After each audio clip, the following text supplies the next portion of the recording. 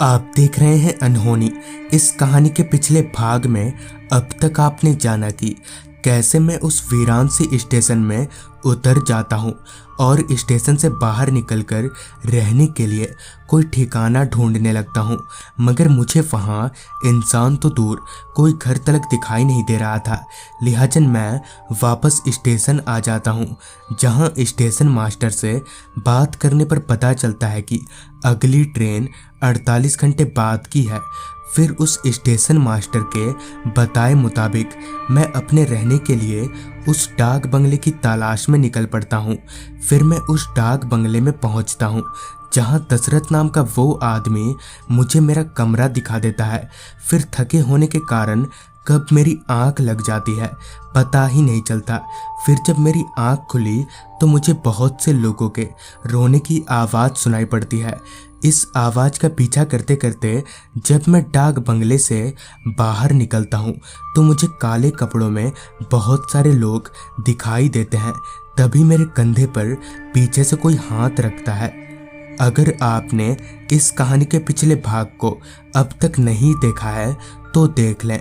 Video की link आपको नीचे डिस्क्रिप्शन बॉक्स में मिल जाएगी।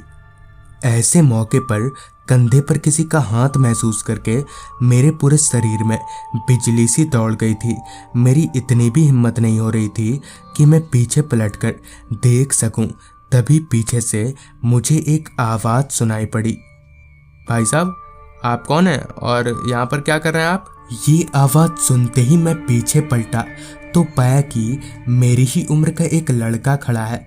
फिर मैंने उस लड़के को पूरी बात बताई और साथ ही ये भी बताया कि मैं इस डाक बंगले में रुका हूँ, जिस पर उस लड़के ने कहा, पर डाक बंगला तो 2 दिन से बंद था। डाक बंगले की चाबी तो मेरे पास है, तो फिर आप अंदर कैसे गए? इस पर मैंने कहा, नहीं तो डाक बंगला तो खुला हुआ था। दशरथ काका ने मुझे कमरा दिलाया। इस पर उस लड़के ने कहा, ये क्या बोल रहे हैं आप? दशरथ काका तो 1988 में ही मर गए थे। ये सुनकर एक पल को मुझे मेरे कानों पर यकीन नहीं हो रहा था। कुछ देर के लिए मेरे दिमाग ने काम करना छोड़ दिया था। तभी उस लड़के ने कहा, अगर खुद को जिंदा देखना चाहते हो तो यहाँ से भाग जाओ, वरना मारे जाओगे। चूँकि मुझे भी ये जगह कुछ अजीब लग रही थी तो मैंने भी उस लड़के की बात मान ली और अपना सामान लेने के लिए वापस डाक बंगले में गया। अभी मैं अपना बैग उठा ही रहा था कि तभी मुझे दशरथ काका की आवाज़ सुनाई पड़ी। आकाश बाबू, इतनी जल्दी जा रहे हैं? ये आवाज़ सुनते ही मैं सरपट भागा।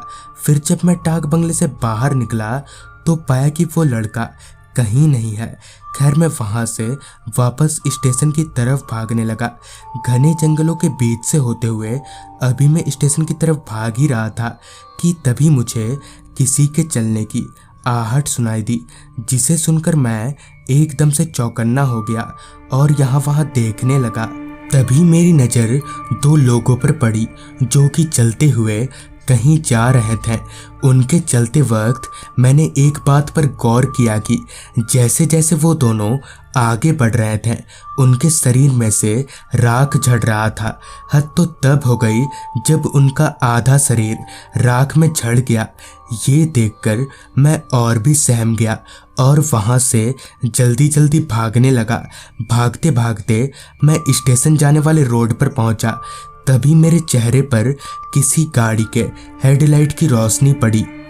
तो दोस्तों, आज की इस वीडियो में बस यहाँ तक ही। मेरे चेहरे पर पड़ी वो गाड़ी की रोशनी क्या थी और क्या मैं इस मुर्दों के शहर से सही सलामत अपने घर लौट पाऊँगा, ये जानने के लिए देखें इस कहानी का अगला भाग बहुत जल्द सिर्फ और सिर्फ अनहोनी चैनल पर।